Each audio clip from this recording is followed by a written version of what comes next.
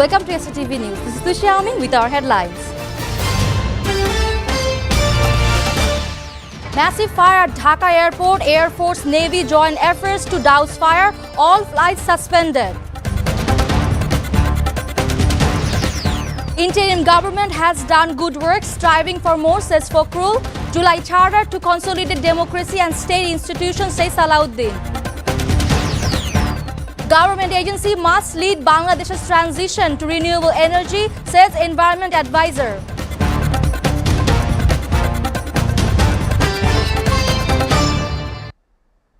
Now in details. A massive fire broke out in the cargo area of Hazrat Shahjalal International Airport in Dhaka this afternoon, forcing a temporary suspension of flight operations as a combined force of over 30 firefighting units battled the blaze. Initial efforts to control the blaze began immediately with the airport's fire section and the Bangladesh Air Force Fire Unit rushing to the scene. Later updates from the Inter-Service Public Relations Directorate confirmed that the firefighting operation was a multi-agency effort. The ISPR stated Bangladesh Fire Service, 2 fire units from the Bangladesh Air Force and the Bangladesh Civil Aviation are working to extinguish the fire that occurred in the cargo section of Hazrat Shahjalal International Airport. ISPR issued a subsequent update indicating the involvement of another service, the Bangladesh Navy, working in tandem to bring the fire under control. Fire service confirmed receiving the information at 2:30 p.m. The fire originated in the cargo village near gate number 8 of the airport officials.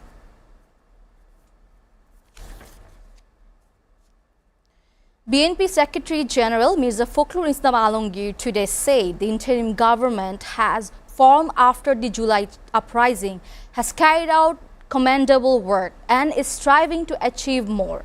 Fakhrul made the remarks as the chief guest at the Bangladesh Water Development Board Workers Employees Conference and general meeting held at the Water Bhavan Multipurpose Hall in Green Road in the city. It is not possible to resolve all the chaos within 1 year. The damage caused by the Awami League over the last 15 years, it is not possible for anyone to fix all of that at once, Mirza Fakhrul said. Referring to the signing of the July National Charter as a historic day, the veteran BNP leader said, yesterday a historic political event took place. The majority of the political parties have signed the historic July Charter, highlighting the importance of the upcoming national parliamentary election, he said. The next national parliamentary election is an extremely important election. It will determine whether the country truly moves towards a liberal democracy or moves in a different direction again. At the same time, the BNP leader called upon all political parties to participate in the national election.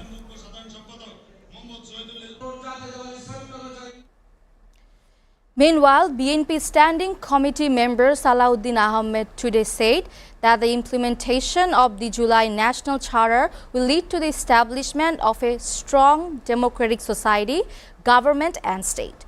He said through the full implementation of the July Charter, a strong democratic society, government and state will be built in Bangladesh through democratic reforms within the state structure. This will ensure balance among all organs of the state and enable people to fully realize and enjoy their democratic, human and other fundamental rights. Mr. Alauddin made these comments after paying homage at the grave of BNP founder Shahid President Ziaur Rahman in Sherebangla Nagar in the city. Marking the 26th founding anniversary of the Ziaur Rahman Foundation, leaders and activists of the organization also joined him. Emphasizing the continuation of democratic practices, the BNP leader said, the thing that is most necessary at the current time is the practice of democratic culture and ensuring its continuation. This journey began yesterday with the signing of the July National Charter, he added. A few political parties have not yet signed the July Charter. When asked whether this would affect the upcoming national election, Alauddin replied that to his knowledge, the NCP and 4 left-leaning political parties could not attend the signing ceremony. The opportunity to sign is still open, added the BNP leader.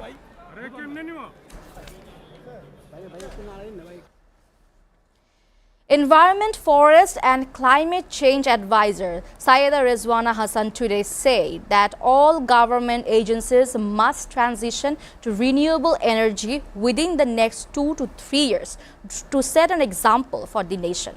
She also called for sustainable practices to be adopted across all sectors.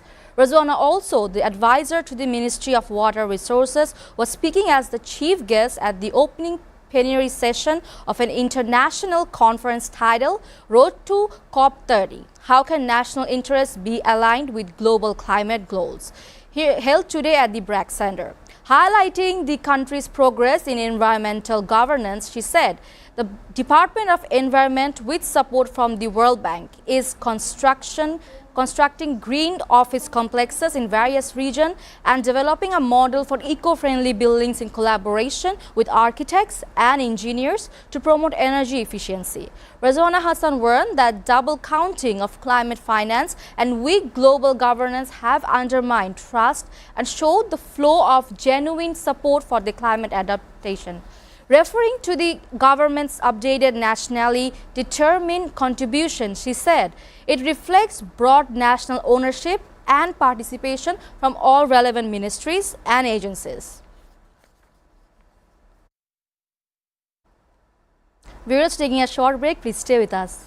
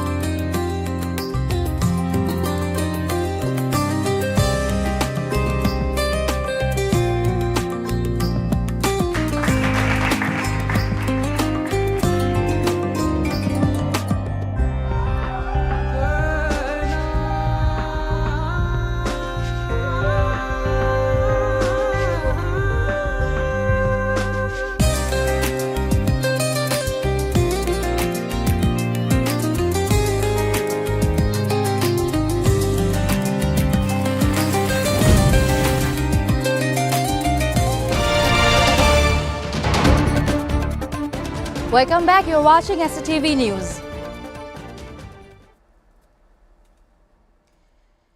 BNP will invest up to 5% of GDP in the health and education sectors if it comes to power, says BNP Standing Committee member Amir Khosru Mahmood Chowdhury. He made this statement while participating in a seminar today. He also said most of the country's educated youth are unemployed, and if BNP comes to power, 10 million jobs will be created in 18 months. Stating that sustainable economic development is not possible through the current economic model in the country. Amir Khosru Mahmood Chowdhury further said that in order to increase investment, bureaucratic complications must be reduced.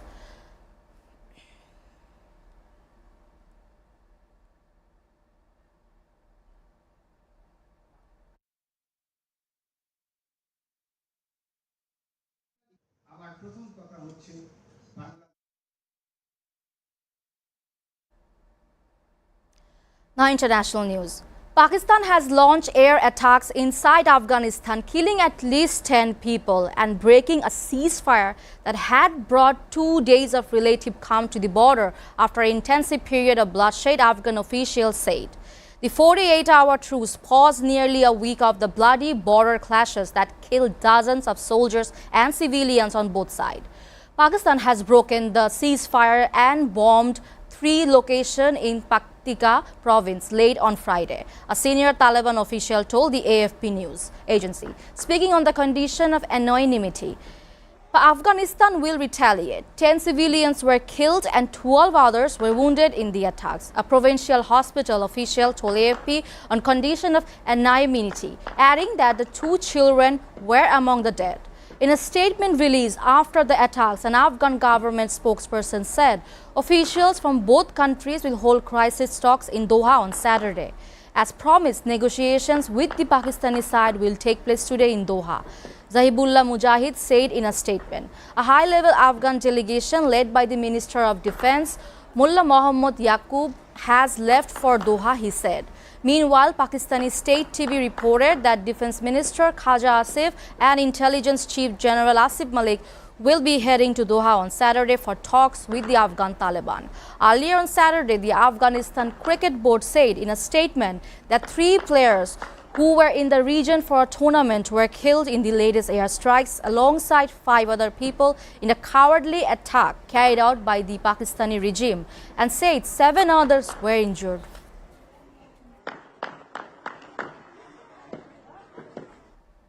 US President Donald Trump on Friday told reporters that both President Volodymyr Zelensky of Ukraine and Russian President Vladimir Putin are seeking an end to the war in Ukraine. I think President Zelensky wants it done, and I think President Putin wants it done. Now all they have to do is get along a little bit, Trump said. Zelensky visited the White House on Friday to plead to Trump for Tomahawk missiles. Trump portrayed himself as a mediator and reiterated his belief that both sides seek a peace deal. Trump announced the summit with Putin on Thursday after a more than 2-hour phone conversation with the Russian leader about Russia's war in Ukraine, which he said was productive. It was unclear what Putin had told Trump that prompted him to agree to the meeting, as their August summit in Alaska ended early with no major breakthrough. So many questions in one. Thank you very much for your question. First of all, I think we need to sit. A phone call between US President Donald Trump and Vladimir Putin shows that Russian president reacts to pressure for serious peace talks, a German government spokesperson said on Friday. There is an urgent need to increase pressure on Vladimir Putin to engage in serious peace talks, German government spokesperson Stefan Meyer said. He reacts to pressure. This telephone call yesterday also showed that it is also a consequence of decision based on announcement by the US side, he added. It remains unclear, however, whether or not Hungary, where the peace talk between Trump and Putin are to take place, is obligated to comply with the ICC arrest warrant issued for the Russian president. There is no explicit regulation for cases in which a person sought by the ICC travels to a member state of the Rome Statute to participate in peace negotiation. It could be argued that an exception applies in such cases, said Foreign Ministry spokesperson Joseph Hinterseer in Berlin. Also ein Jahr nach der formalen Bekanntgabe. Das wäre also im Ukraine hit a Russian oil depot and a fuel warehouse in Moscow-occupied Crimea overnight, Kyiv's general staff said on Friday. Ukraine's Special Operation Forces released drone footage on Friday, said to show their drone attack on the oil depot in Verdisky. The statement said the targets are based in Verdisky and warehouse in Zankoi used by the Russian military came under attack.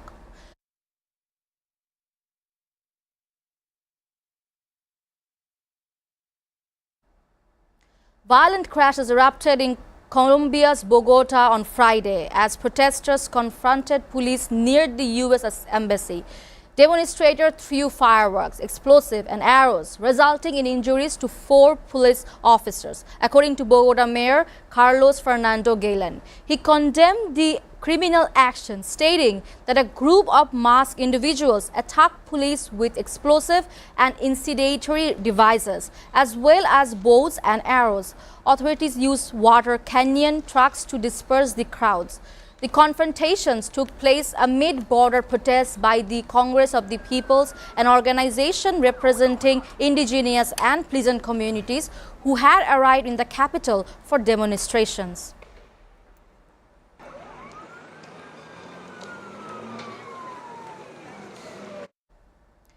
The UN World Food Programme said on Friday it has brought about 560 tons of food per day on average into Gaza since the Israel-Hamas ceasefire took effect, but that still fell short of the scale of need in the enclave. WFP spokesperson Abir Efeta confirmed the matter during a briefing in Geneva. The WFP said it had not begun distribution in Gaza City, pointing to the continued closure of two border crossings, Zikim and Erez, with Israel in the north of the enclave, where the humanitarian crisis is most acute. Access to Gaza City and northern Gaza is extremely challenging. Tefa said, saying convoys of wheat flour and ready-to-eat food parcels were struggling to move along damaged or blocked roads from the south of the war-devastated territory.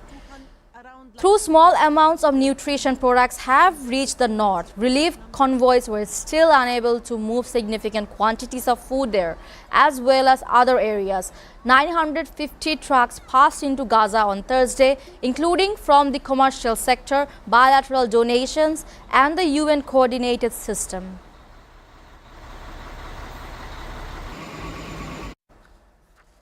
Crowds surged at the public viewing of Raila Odinga's body in Kisumu on Saturday as thousands gathered to mourn the veteran opposition leader. National Youth Service officers struggled to control the swelling crowd, pushing back mourners and slapping some in the chaos. Mounted officers patrolled the perimeter as mourners watched, many visibly shaken. Raila is a leader who has led this country and protected it. He is the people's president, said Karen Anaigo, a Kisumu resident. Some mourners were pushed against barriers, with others rushing to help those who collapsed. First aid teams moved swiftly to assist the injured as emotions ran high. Security officers remained on high alert as the crowd pressed against barriers, mourning the loss of a political icon whose legacy looms large over Kenya's democratic journey. Odinga is to be laid on rest on Sunday in a private ceremony at his home in Bondo, Saya country.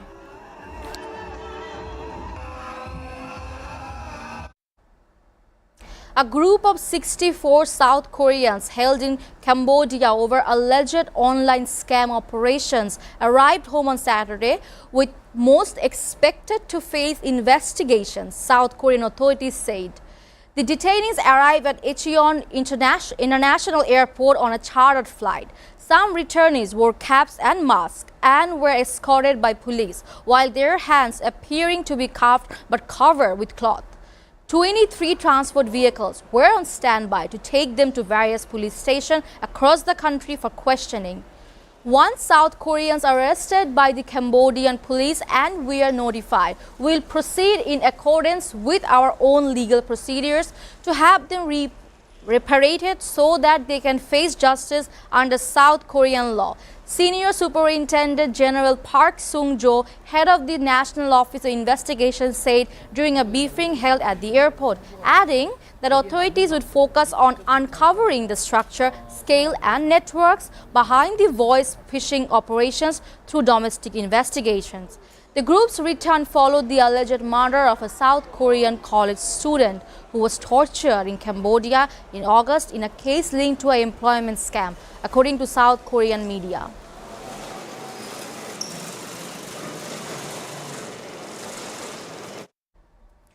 Presidential candidate George Roga on Friday expressing strongly criticized the current economic situation in Bolivia, speaking just days before the second round of the presidential elections.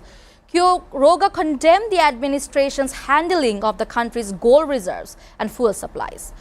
Quiroga accused the government of mismanaging Bolivia's gold assets, alleged that half of the country's 43-ton gold reserve was sold off under false pretenses of economic stability.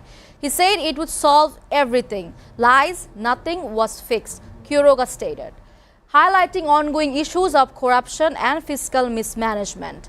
The candidate also addressed the looming energy crisis, questioning the government's assurance of fuel availability only until November 8. There is no fuel, no production, no transportation. Guevara said, blaming the administration for plunging Bolivia into a state of stagflation, where economic decline is paired with rising prices.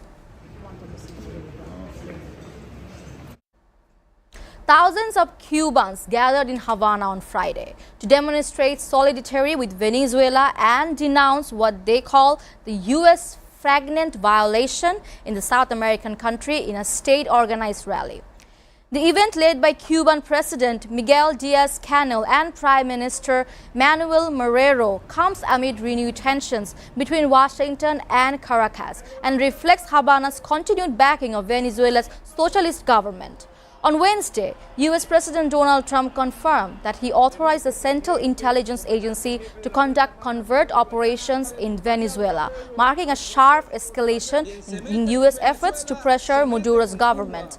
The New York Times first reported the classified directive, citing U.S. officials familiar with the decision, saying the Trump administration's Venezuela strategy aims to remove Maduro from power. The Venezuelan Foreign Minister Yevan Gil said they saw this move with alarm, in a statement adding that such maneuver seeks to legitimize a regime change operation with the ultimate aim of seizing Venezuela's oil resources.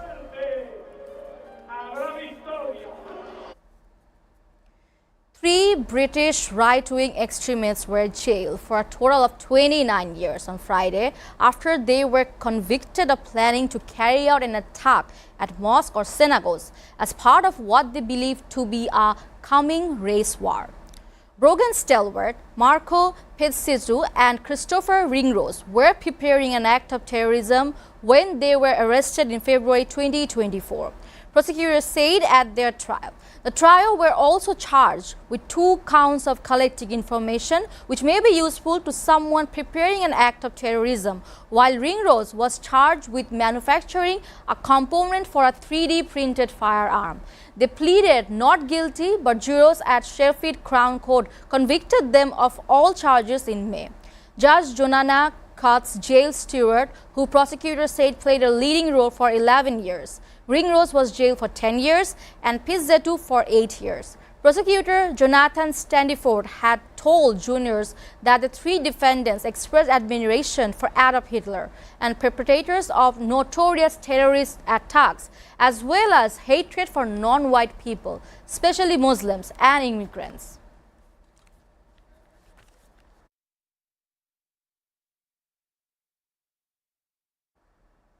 Before ending, we'll go to the headlines again.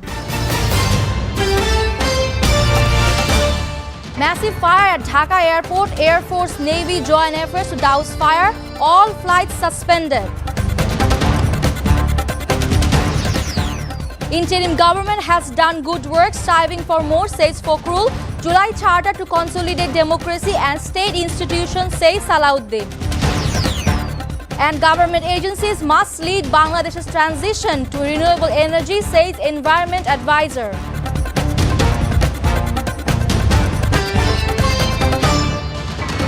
You're up to date with our top stories so far here on SATV, and to know the latest news, visit www.satv.tv. Stay with SATV.